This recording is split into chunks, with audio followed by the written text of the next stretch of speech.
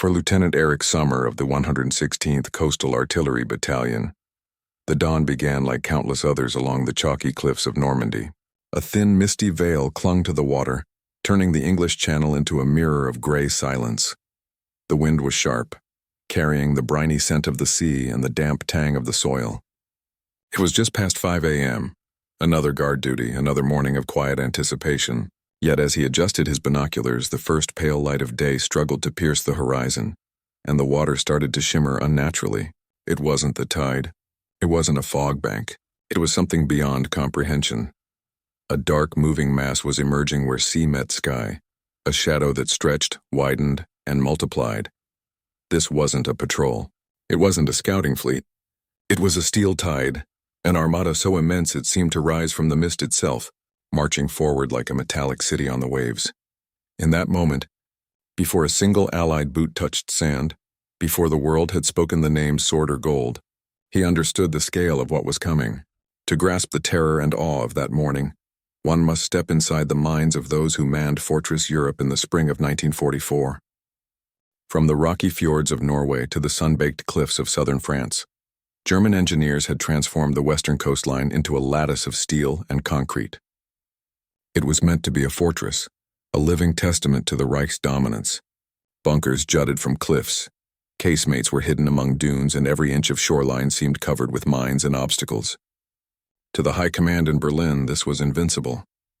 To the propaganda-fed soldiers, it was proof that the Atlantic Wall could never be breached.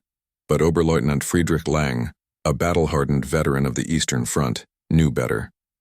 At 33, he carried memories of frozen steppes and scorched villages, and the unspoken truth that no wall of steel could substitute for strategy or numbers.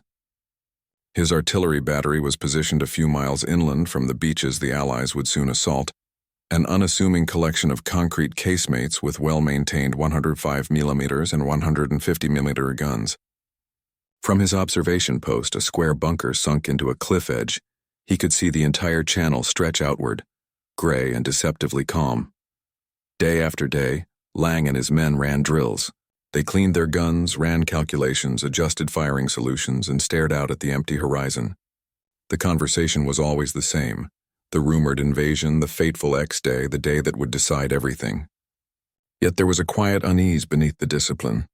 None of them could guess exactly when or where the first strike would fall. German intelligence was confident the main attack would come at the Pas de Calais, the narrowest point across the channel. It made sense, the logical choice. There, the bulk of the 15th Army lay in readiness, seasoned troops backed by artillery and armor. Normandy, by contrast, was supposed to be a minor diversion, a feint that would draw attention without risk. But reality, shaped by cunning Allied minds, would prove otherwise. Operation Fortitude, a campaign of deception, had worked brilliantly. Fake radio transmissions, dummy tanks, and phantom armies had convinced Berlin that the invasion would come far from the real target. Normandy defenders were left thinly stretched, exposed and vulnerable. Lang's own unit, part of the 352nd Infantry Division, was better trained than most in the sector, but it was no longer the elite force that had stormed Europe in 1940. The ranks were a mix of hardened veterans like himself, youthful conscripts barely out of adolescence, and older men recalled from reserve duty. They were dutiful and brave, but they lacked the ferocity of seasoned stormtroopers. The line they were asked to hold was long, fractured, and in places dangerously exposed.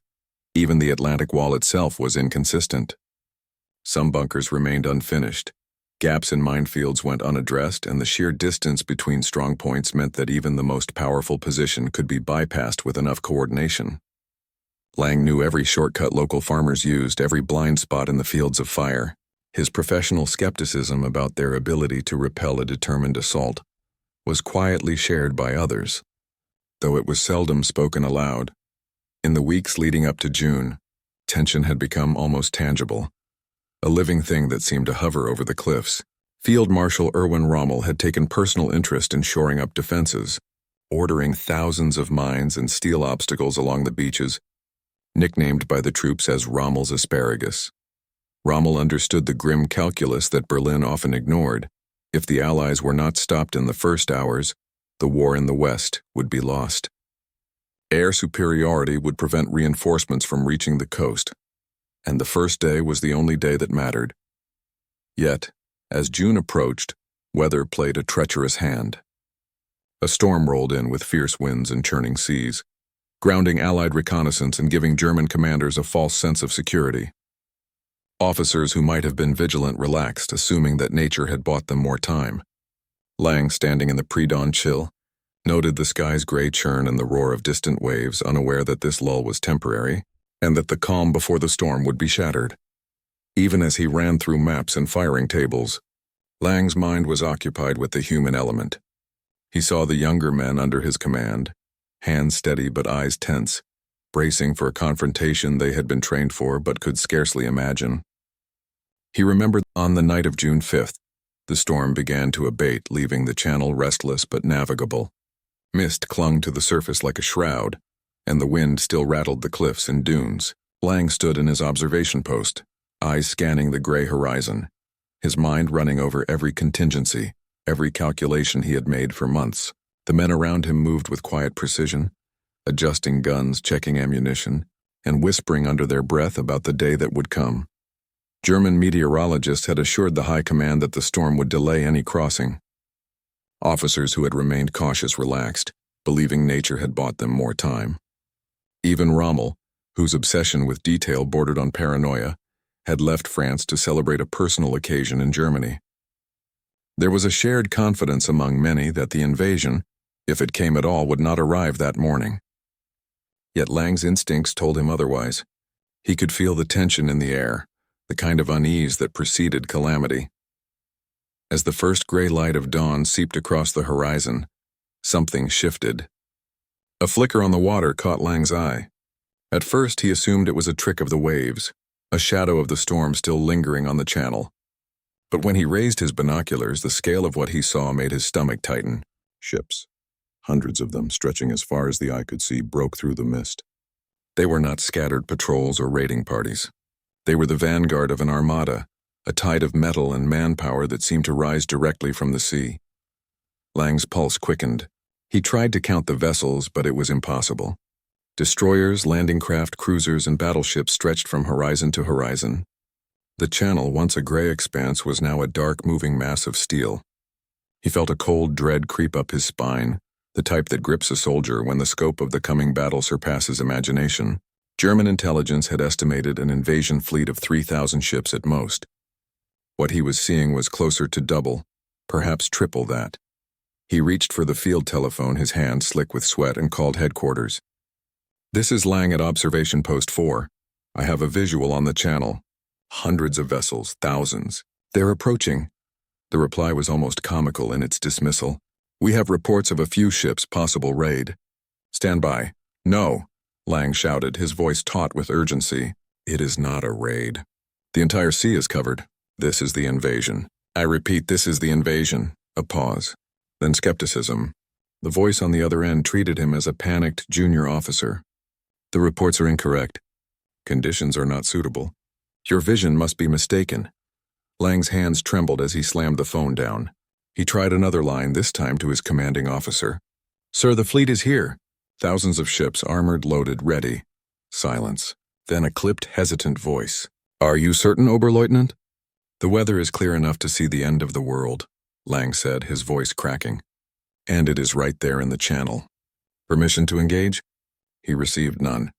The chain of command, paralyzed by disbelief, hesitated. Plans, intelligence reports, maps, all of them useless against the reality floating just miles away. While Lang watched the approaching armada, the higher officers debated shadows and misdirection. Convinced the main strike lay elsewhere, Lang did not wait. He shouted orders to his men. The battery roared to life as heavy shells were brought forward. Rangefinders called out numbers that seemed impossible. Cannons elevated slowly, pointing their barrels toward the impossible fleet. Lang's heart pounded as he watched the first landings taking shape, the low hum of thousands of engines vibrating through the air.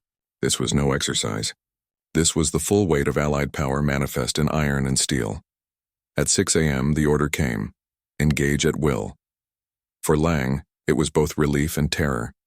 Action replaced disbelief. The first shells screamed over the channel, arcing in impossible trajectories toward the armored masses below. Explosions marked initial hits, plumes of water and smoke erupting among the landing craft. For a fleeting moment, Lang allowed himself a sense of professional pride. His men adjusted their aim, disciplined and precise, striking where they could. But the sense of accomplishment was fleeting. The fleet did not scatter. Gaps in formation were immediately filled. Hundreds of ships continued toward the shore, their engines relentless, their lines unbroken. His artillery could harass, but it could not stop the tide. The ocean itself, the sea had transformed into a living, shifting wall of steel. Lang's binoculars scanned the horizon again and again, trying to comprehend the magnitude. Battleships bristling with guns, cruisers cutting through waves like predators, and smaller, faster destroyers darting in organized swarms, all moving with a terrifying synchronicity. Behind them came the landing craft, hundreds upon hundreds packed with soldiers, vehicles, and supplies. They stretched farther than the eye could see, a seemingly endless river of men and machines flowing toward the shore. Lang felt a shiver creep down his spine, the kind that comes from staring at something beyond human scale. The estimates of German intelligence, which had seemed impossibly high, were laughable. They had anticipated perhaps 3,000 vessels. What he was seeing dwarfed every prediction. The fleet was not just large, it was overwhelming. It was a tangible expression of industrial power, a force that had been meticulously calculated, coordinated, and executed. The Atlantic Wall, all the concrete, steel, and planning in the world, might as well have been paper against it. He tried to communicate the sight, but the chain of command faltered. Reports trickled in slowly, disbelief evident in every voice on the other end. Officers clung to assumptions, to weather reports, to intelligence that could not account for what lay before them. A raid, perhaps, one said. Lang could hear the hesitation, the refusal to imagine the impossible. His frustration boiled over. He had seen it with his own eyes. The invasion was here, not in some abstract future, but now, tangible and unstoppable. The first shots from his battery tore across the air, the familiar roar of artillery breaking the quiet tension. Men scurried to their positions, their movements practiced, rehearsed for a moment like this. Yet even as the shells screamed toward the sea, Lang could see their futility. The ships did not scatter, did not falter. A hit here, a damaged vessel there. It was a brief illusion of impact. For every shell fired, dozens of vessels pressed forward. The ocean had become an unstoppable conveyor belt, and human skill alone could not divert it. The sound of engines, constant and thunderous, vibrated through the observation post. Landing craft formed in precise lines, tanks rumbled forward on the beaches, and troops disembarked with mechanical efficiency. Every obstacle placed on the sand was overcome almost instantly. Engineers and sappers worked in a choreographed frenzy, clearing paths through barbed wire minefields and steel obstructions. Lang's mind raced, calculating what his men could achieve versus what they faced. The numbers were brutal, unyielding. Every calculation pointed to the same conclusion. Resistance could not alter the outcome. Above, the sky was filled with aircraft, their wings cutting patterns across the clouds. Allied fighters strafed positions. Bombers pounded defensive lines, and transport planes streamed endless waves of paratroopers to the hinterlands. The Luftwaffe was nowhere to be seen. The doctrine of counterattack, once a central pillar of German defense, had collapsed under the weight of logistics and timing. Tanks that might have provided a lifeline were immobilized, waiting for orders that never came, crushed under the immensity of coordination beyond their comprehension. Lang's thoughts turned inward. He remembered years of experience, campaigns on multiple fronts, victories and defeats. None of it mattered now. The rules had changed. This was not a battle of cunning or bravery. It was a confrontation with a system. Factories in America, Britain, and Canada had churned out a tidal wave of weapons, vehicles, and supplies. Each ship, each plane, each tank was a cog in a machine that would continue regardless of individual heroism. Victory was now an equation of numbers, not skill, and Germany's resources could not compete. As the hours passed, Lang observed the relentless progress of the Allied forces. The beaches were taken systematically, obstacles removed, resistance neutralized. His men continued to fire with precision and discipline, but even their best efforts could only delay the inevitable. Each artillery salvo was met by waves that replaced what had been destroyed moments before. The first shell screamed over the water, a metallic roar that shook the ground and rattled the nerves of every soldier in the battery. Lang watched as plumes of spray erupted where the rounds struck, the initial impression of impact electrifying his men. They fired with precision and discipline. The drills honed through countless hours of repetition now transformed into a desperate attempt to stem the tide. For a fleeting moment there was exhilaration, a sense that training and courage could still carve a mark on this unstoppable force.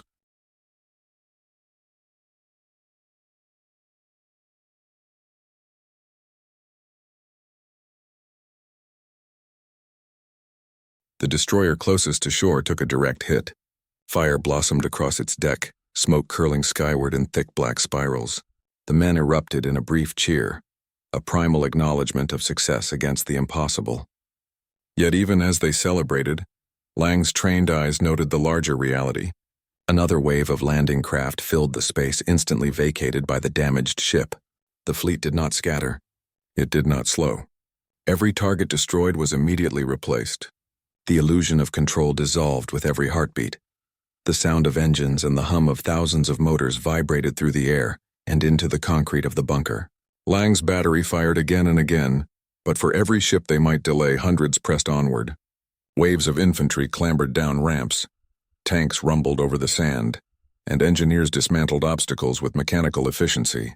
Each obstacle meant to impede the Allies, barbed wire, mines, steel barricades, was overcome almost instantly. The Atlantic Wall, once a symbol of invincibility, was reduced to a patchwork of delayed moments, impotent against the rhythm of relentless machinery. Above, the sky had transformed into a controlled chaos. Allied bombers carved trails across the clouds, their payloads devastating defensive positions and clearing paths for infantry. Fighters darted between formations, strafing with lethal precision. Transport planes poured paratroopers into the countryside behind German lines, sowing confusion and disrupting reinforcements. The Luftwaffe, which might have contested the skies, was conspicuously absent. Air superiority was no longer a theoretical concept. It was absolute, overwhelming, and inescapable. Lang's mind raced. He tried to reconcile years of experience with this new reality. Battles fought on strategy and skill, campaigns decided by maneuver and cunning, all seemed irrelevant against the weight of coordinated industrial output. Factories thousands of miles away had produced not only weapons, but the very momentum that now crushed the Atlantic Wall. Every ship, every plane, every tank was a calculated extension of an economy harnessed to a singular goal. Individual bravery could not counterbalance the sheer scale of production. Even the most disciplined defensive units struggled to maintain cohesion. Communications broke down under the volume of reports and conflicting orders. Some units fired blindly, others hesitated, paralyzed by the inability to grasp the magnitude of the assault. Lang's own men, though experienced and steady, were beginning to comprehend the futility of resistance. Every salvo they fired, every maneuver executed, was a minor ripple in a flood that could not be diverted. Lang's attention returned to the battlefield. He could see the landing craft forming tight waves, tanks rolling onto beaches that had been mined and obstructed only hours before. Explosions marked minor successes, yet they did not alter the progression. Soldiers moved with a coordinated precision that bordered on the mechanical, a testament to rigorous planning and preparation. The shore, though defended, was being methodically claimed, every effort of the German defenders absorbed and negated by numbers and logistics. As hours passed, the psychological weight pressed down on Lang. The initial surge of confidence, the brief exhilaration at hitting targets, gave way to a grim realization. Resistance was no longer a battle of tactics, it was a contest against inevitability. The Allies were not improvising. They were executing a meticulously rehearsed plan, every element synchronized with industrial certainty. For the men behind the guns, the war became a matter of survival against an overwhelming tide, rather than skillful combat. By late morning, the cumulative impact of artillery, air power, and logistics was evident. Sections of the Atlantic Wall were shattered, bunkers isolated, and defensive lines fragmented. Lang's battery continued to fire, but it had shifted from offensive action to the maintenance of morale, a final assertion of agency in the face of unstoppable force. The invaders were not just approaching, they were enveloping with the inevitability of physics, not chance. Lang stared across the water and up into the skies, realizing the totality of what he faced. The invasion was no longer a question. It was a physical certainty, a relentless convergence of manpower, machinery, and coordination. The Atlantic Wall, a symbol of German might, was being systematically dismantled. Each shell fired, each order shouted into a crackling telephone line, was a momentary statement of defiance against a power that could not be resisted. In that crushing clarity, Lang understood the full lesson of the day. This was not a fight won by courage, skill, or valor alone. It was a confrontation with industrial-scale warfare, a testament to the power of planning, production, and logistics applied without mercy. The Atlantic Wall would fall, not because of a lack of discipline, but because no human endeavor could withstand the meticulously orchestrated weight of global industrial might. Lang watched as the first glow of shell fire illuminated the horizon, the burnished steel of landing craft reflecting the morning sun. The USS Corey had gone down, the water around it boiling in a riot of smoke and fire. For a brief, almost hallucinatory moment, his men allowed themselves to believe their discipline had made a difference. They had scored a hit. They had shown the enemy their teeth. But the illusion dissolved as quickly as it appeared. The fleet did not hesitate. It did not falter. Every loss was immediately replaced, every opening filled by an inexhaustible stream of ships, landing craft, and troops. His artillery roared again, the heavy barrels trembling with the force of each discharge. He saw plumes erupt from the water where shells found their mark, but the impact was minor in the context of the massive invasion. Hundreds of vessels moved as if bound by invisible strings, maintaining formation, advancing steadily toward the beach. Each shell fired by Lang's battery was a single droplet in a storm, powerless to stop the inexorable tide. The realization struck him with a cold weight. They were not fighting an army. They were facing an iron machine, an unstoppable current of men and machines coordinated with near-perfect precision. Above, the sky was an expanse of motion. Bombers droned overhead, each carrying tons of ordnance designed to shred defensive positions before troops even set foot on the beach. Fighters weaved between formations with the agility of predatory birds, strafing bunkers, machine gunning anything that moved. Transport planes released paratroopers deep behind German lines, creating chaos and severing supply routes. The Luftwaffe was absent, grounded by attrition, indecision, and lack of reinforcements. The air belonged entirely to the Allies, a silent, omnipresent force that Lang could neither contest nor escape. In that moment, the old rules of combat evaporated. It was no longer skill, valor, or cunning that decided the outcome. It was the relentless application of industrial power. Lang could picture the factories back across the Atlantic, churning out steel engines and tanks with mechanized efficiency. The invasion force was not miraculous. It was the logical, inevitable result of production on a scale Germany could not match. Every landing craft, every Sherman tank, every C-47 was the manifestation of a system designed to overwhelm, to consume resistance in an endless, inexorable wave. Even his men, trained and disciplined, felt the weight of inevitability. Orders flew, rifles fired, artillery tracked targets, yet each success was a minor irritation rather than a decisive strike.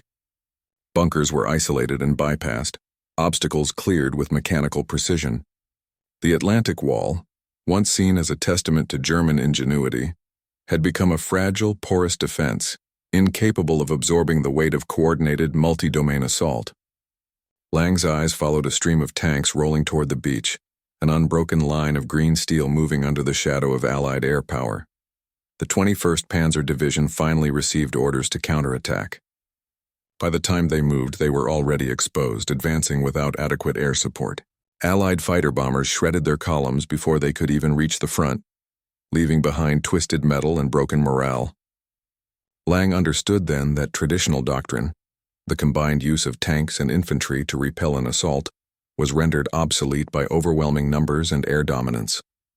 Every strategic advantage the Germans had once relied upon was neutralized by sheer industrial and logistical superiority. Lang's thoughts returned to the scale of the operation. The Allies weren't just landing men and material. They were rewriting the equation of war. One Tiger or Panther tank was a marvel of engineering, but for everyone in the field, dozens of simpler, mass-produced Shermans were already moving toward the beach.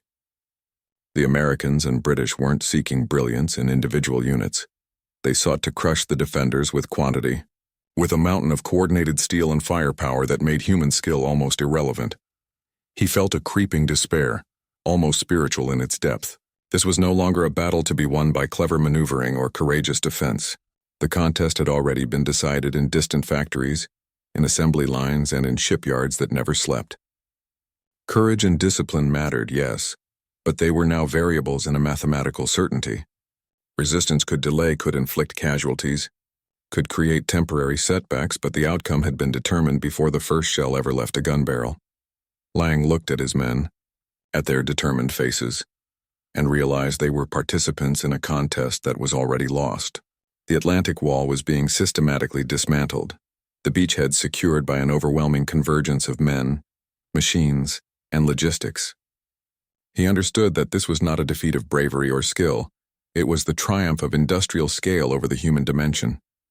Propaganda, ideology, and morale could not compete with the inexorable arithmetic of production. By midday, the relentless pressure of fire, air, and armored assault left no illusion of control. The German defenses were fragmented, their command paralyzed by disbelief and miscommunication. Lang fired his battery as long as he could, each round a testament to training and discipline, but also a quiet acknowledgement of futility. The Allies were not improvising.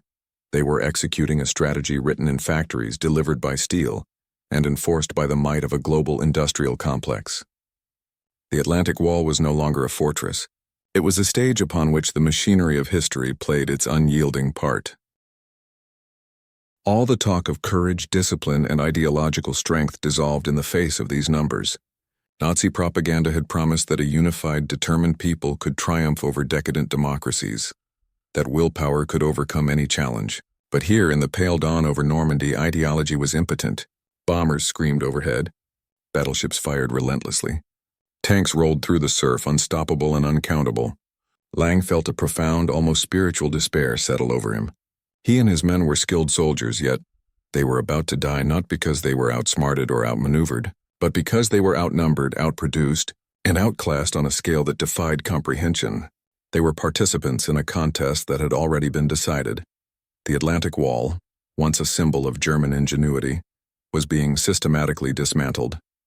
Lang's battery, his command, even the elite sections of the 352nd Infantry Division, were like a finely crafted sword striking against an industrial drop hammer. The calculus of war had shifted. The outcome was no longer determined on the battlefield, but in faraway factories, assembly lines, and shipyards. He thought of the production charts, the tonnage of steel, the thousands of engines, tanks, and guns rolling out from Allied factories. The High Command must have known. They must have understood the arithmetic. Yet still millions had been sent to fight a war they could not win.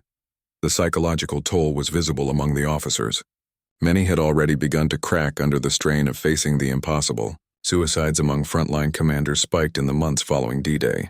The confrontation with overwhelming industrial power, combined with the brutal immediacy of combat, was crushing the human spirit. Lang understood this clearly. They weren't just fighting men. They were fighting a global economic machine, a complex system of production, supply, and coordination that rendered every act of individual heroism almost meaningless. As the sun climbed higher, the theoretical became brutal reality. Naval bombardment reached a continuous crescendo, a rolling thunder that shook the bunkers, rattled the ceilings, and sent dust cascading through the observation slits. Through his binoculars, Lang watched the first waves of landing craft hit the shore. Higgins' boats disgorged American soldiers into the surf, their ranks immediately raked by machine gun fire. For a fleeting moment, it seemed the German 352nd Infantry Division held firm, exacting a horrifying toll on the attackers. The water churned red and bodies piled up against the sand, testimony to the discipline and tenacity of the defenders. But then the industrial equation asserted itself. Allied destroyers, seeing the slaughter on the beach, steamed forward in a seemingly suicidal maneuver, closing to within 1,000 yards of the shore. Their massive guns tore into German bunkers with direct pinpoint accuracy. Lang realized the battle was no longer about courage. It was a numbers game, a collision between human resolve and unrelenting mechanized force. At the same time, new and unfamiliar machines began to crawl out of the surf. DKWs, amphibious trucks, and specialized tanks with flails designed to clear mines moved relentlessly forward. These were Hobart's funnies, inventions developed precisely to overcome fortified positions like the Atlantic Wall. The German defenses were unprepared. Strong points that had been considered impregnable were systematically neutralized by naval shells, tank rounds, and aerial bombs. Lang's battery became a target. Shells landed ever closer. Fireballs rising from the ground, one of his gun pits destroyed in an instant. Telephone lines were severed, cutting off communication with regimental headquarters. Observation posts were shelled, and men who had trained for years found themselves trapped in a nightmare of sound, fire, and smoke. Every moment reinforced a grim truth. The Allies were not improvising. They were executing an industrially choreographed assault. The beach was no longer a contested zone. It had become a carefully measured space of attrition, a place where human skill mattered only insofar as it could delay the inevitable. Lang felt the futility pressing down on him, the crushing weight of numbers and machinery. Yet even as fear and despair surged, there was also a clarity, cold and undeniable. This was how wars would be won in the modern age, not by individual brilliance or courage alone, but by the sheer inexhaustible capacity to produce, to replace, to overwhelm. By late morning, casualties mounted, positions were lost, and the beach was systematically secured. Lang watched as men and machines pressed inland, consolidating their gains with relentless efficiency. For the defenders, it was a lesson in the limits of courage, endurance, and even leadership. The Atlantic Wall was being torn apart not by tactics alone, but by the arithmetic of factories, the inevitability of supply chains, and the unyielding application of industrial might. Lang could only bear witness, his mind cataloging the horror, his hands steady on his remaining guns, doing all they could against an enemy too vast to stop. The D-Day landings would be remembered for heroism, for sacrifice, and for strategic brilliance, but for men like Lang, it would also be remembered as the moment when human valor collided with the unstoppable force of industrial power, and was almost entirely overwhelmed. He lowered his binoculars, the weight of the morning pressing heavier than any shell could. The men around him were silent, their faces etched with exhaustion, disbelief, and the faint flickering embers of hope that had survived the night. Every soldier who had held a position, fired a gun, or scrambled for cover was part of something larger than themselves, part of a machinery of war that was both human and industrial. For all the stories of heroism, for all the courage under fire, there was a broader truth to be reckoned with. No single act could contain the momentum of history when it was carried on the back of tens of thousands of men, machines, and factories. He thought of the young soldiers he had seen step off the landing craft, their faces pale but resolute, and he remembered the men of his own command, brave, dutiful, disciplined, straining to hold against a force that was not just numerically superior but methodically inexhaustible. The narrative of individual valor was intact, yet shadowed by the harsh arithmetic of modern war. For every bunker destroyed, a dozen more ships pressed forward. For every gun silenced, thousands of tons of steel, fuel, and men followed inexorably behind. Lang realized then that the D-Day landings were a lesson in scale, in the collision between human determination and industrial power. Battles were no longer decided solely on courage, tactics, or experience. They were determined by the capacity to produce, to replace, to overwhelm. Factories in Detroit, Birmingham, Sheffield, and across the Allied world churned ceaselessly, converting raw materials into a rhythm of destruction and liberation, a conveyor belt of victory that no individual effort could fully disrupt. In every shell fired, every wounded soldier, every tank toppled, there was a proof of human resilience, but also a humbling reminder of limits. Yet within this reality there was still meaning. Each act of defiance mattered. Each decision, each maneuver, each cry of warning or encouragement resonated across the chaos, humanizing a moment dominated by iron and steel. Courage retained its significance not in altering the outcome of the tide, but in defining what it meant to face the impossible with discipline, with honor, and with duty intact. There was dignity in resistance even when resistance could not change the arithmetic of the day. And so he looked out one last time, tracing the horizon where ships converged like rivers of steel and waves of men surged relentlessly forward. He thought of the broader picture, the orchestration of thousands of moving parts, the choreography of thousands of lives converging on a single point of history. It was overwhelming. It was tragic. But it was also awe-inspiring in a terrifying way, a testament to both human ingenuity and human fragility. History is written not only by the victors, but by those who witness its tides. The Atlantic Wall may have crumbled, but the stories of those who held it even briefly endure. The lesson is clear. Courage alone cannot always alter the outcome, but it preserves the essence of what it means to be human.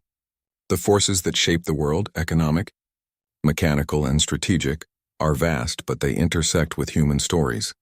And it is there, in the quiet heroism, in the courage that persists against impossible odds, that we find both meaning and reflection.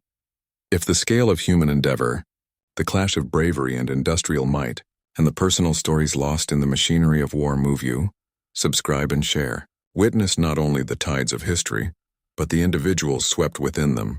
Learn how human courage, endurance, and morality interact with the inexorable forces of time and industry, because sometimes the most profound lesson isn't who wins or loses, it's how the world moves around them, relentlessly, shaping destinies on a scale both terrifying and unforgettable.